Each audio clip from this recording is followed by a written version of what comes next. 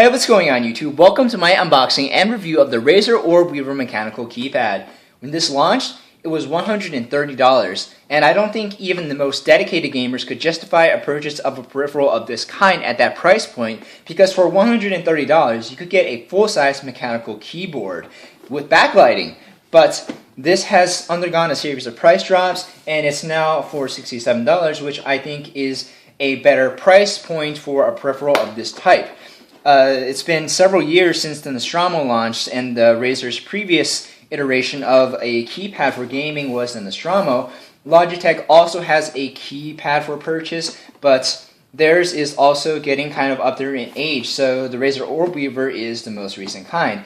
I'm not necessarily faithful to any brands when it comes to peripherals. I'm faithful to quality and whatever company offers a product that meets my gaming goals at the moment. And I've been in the market for a peripheral like this. Keypad was on my radar for a long time because when you think about it, you use a keyboard for everyday regular computing. Most people, when you work in offices, you have to sit at a keyboard for 8 hours, 9 hours a day. And if you really want to separate yourself from the professional aspect of computing and get something solely dedicated for gaming, and with a really cool gaming mouse, I mean, your gaming setup's complete. So, monologue over. Let's break this box open and take a look.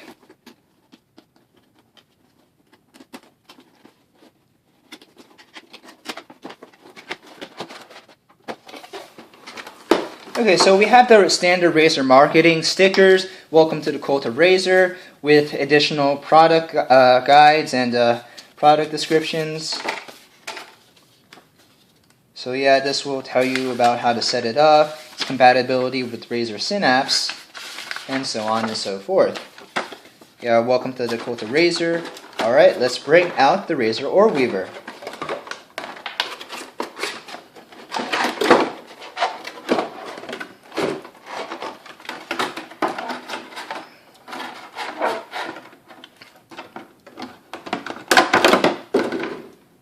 Mechanical key type is Cherry MX Blue. There are 20 total programmable keys with a top row this time, as opposed to not having a top row on the Razer Nostromo, a top row for the numbers and the ESC key. There is a spacebar here, and there is an 8-way directional thumb pad. The wrist rest is adjustable, and USB cable is not braided. Now this is curious. This is a curious addition because most other Razer peripherals do have braided USB cables. So this is pretty much it for the out-of-box initial impression. I'm going to start using this and give you a more in-depth review coming up. There are 3 total physical adjustments you can make to the Razer Orbweaver. First, you can pull out this bar, and it allows you to rotate the wrist pad and either lock it into the up position, lock it into the down position, or leave it loose and allow the pad to rotate with your palm. Next, you can press this tab, and this will allow you to pull out or push in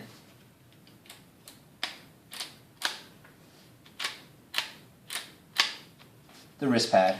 Finally, there's a tab on this side that allows you to push out or pull in your thumb function area.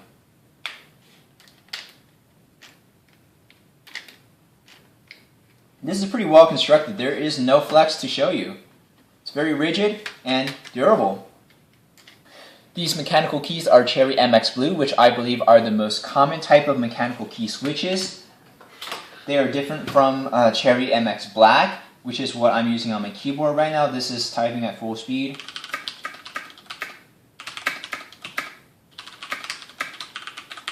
So that's what it sounds like with Cherry MX Black. I think this is one of the softer sounding Cherry MX Black keyboards because usually they sound extremely loud. But I'm going to button spam. This is what it sounds like with Cherry MX Blue.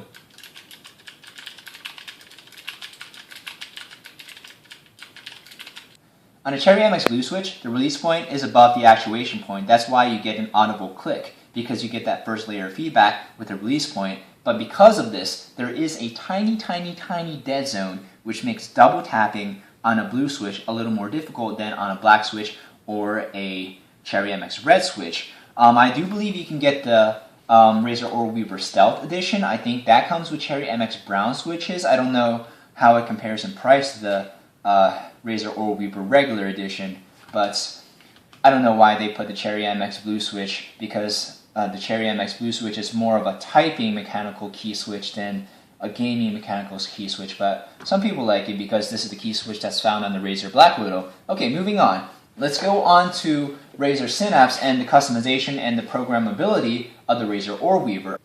Razer's claim of one-hand infinite commands in the marketing of the Razer Orbweaver is very literal. So you see on the left side of Razer Synapse, you can put as many profiles as you want. So I'm going to spam some buttons, and there you go. I just added another profile, and boom, boom, boom, more profiles. And all of these profiles you can set to map whatever keys you want. In my top left-hand corner, I have the enter key, where the ESC key used to be. Actually, no, I think this is where the tilde key, the console command, used to be.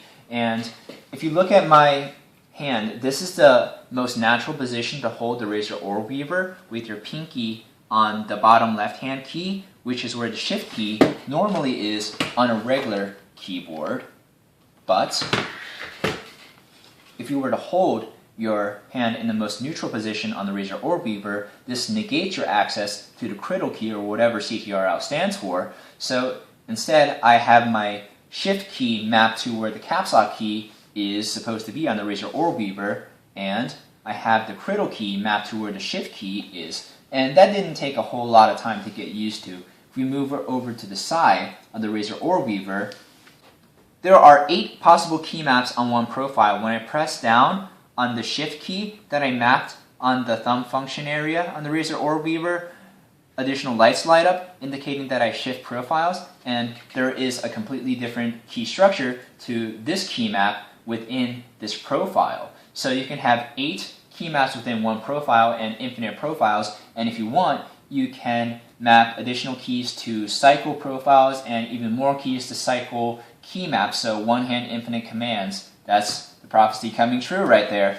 And this nubby thing, it's an 8-way directional pad that you can map to whatever function you want, macros or whatever. And with my shift command, here I jump to key map 7, this is a macro which I will show you in action right now. This macro is a series of buy commands for an instant purchase in Counter-Strike Global Offensive.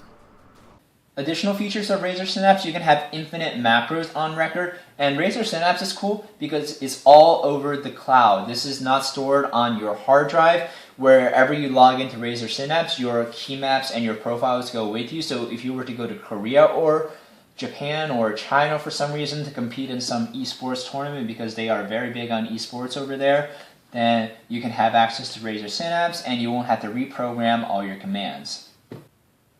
So the last thing I think I'm going to talk about physically relating to the Razer Orbweaver is how cool the backlighting looks. You can set it to a constant brightness, or you can select it to pulsate. So that pretty much does it for the physical functionality of the Razer Orbweaver. Now I'm going to cut into some Handcam gameplay and talk about comfort. I'm playing a game of arms race or a gun game against bots, and I'm playing very erratically on purpose to give myself a reason to press more keys. The most comfortable position for me to use the Orbweaver is putting it where the left side of my keyboard usually is. When I first used the Orbweaver, I put it off to the side of my keyboard so that I could quickly have access to my keyboard if I needed it for something. This was very uncomfortable, and it strained my thumb so much that I probably would have gotten injured if I kept using this position, so I moved my keyboard under my monitor and used the Orbweaver from a normal keyboard position.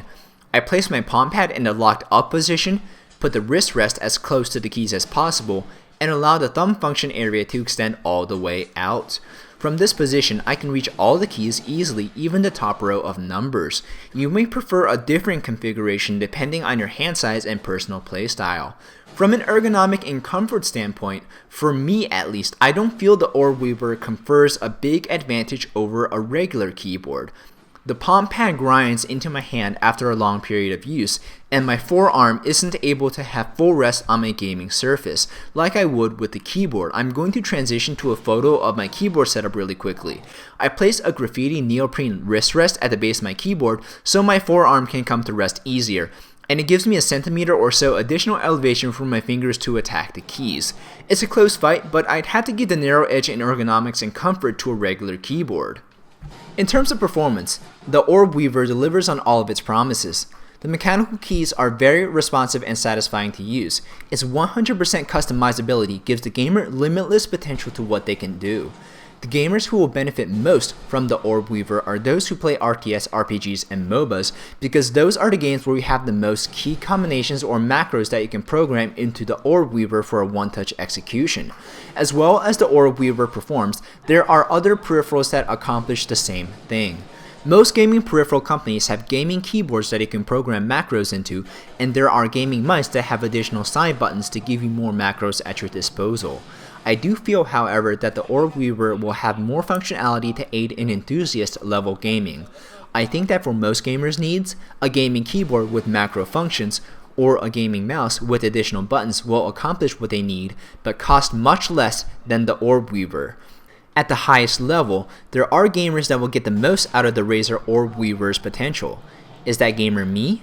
Unfortunately, no. I don't play enough games that the Razer Orbweaver shines in, so there is little advantage for me to use the Orbweaver over a regular keyboard. So far in this review, I've talked about the Orbweaver from more of a mechanistic standpoint and haven't given it one advantage over average gaming gear.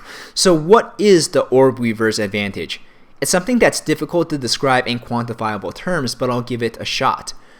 The Orbweaver's X factor is how cool it is to use. There is no other peripheral like this that has come out recently. I did mention earlier in the video that a keyboard is something you use at work and ties you more to the day-to-day grind of work-related computing, but this keypad is for gaming only. For console players moving into PC gaming, having a keypad might lower the intimidation factor of learning PC controls, but I had a few hours of a learning curve moving from the keyboard to the keypad, so my advice to console players looking to move to PC is learn a regular keyboard first. For most gamers looking to get the Orbweaver, how cool the Orbweaver looks and feels will quite possibly be the strongest factor in making a purchase decision. The Orbweaver is not inexpensive. I managed to get mine after a price drop on Amazon for $67. However, they sold out quickly at that price and the price rose again. In summary, the Razer Orbweaver is a solid keypad, feels satisfying to use, and performs well. But functionally, most gamers won't find too much of an advantage over regular gaming peripherals, especially at the asking price. The biggest deciding factor in whether you should get the Orbweaver is if you're looking for something new and unique and think it will be a cool peripheral to have. I give the Razer Orbweaver a B-. Thank you very much for watching this review the whole way through. I would appreciate it if you left a like rating on this video if you enjoyed watching. Be sure to subscribe to my channel if you haven't already. My name's David, and I'll see you next video.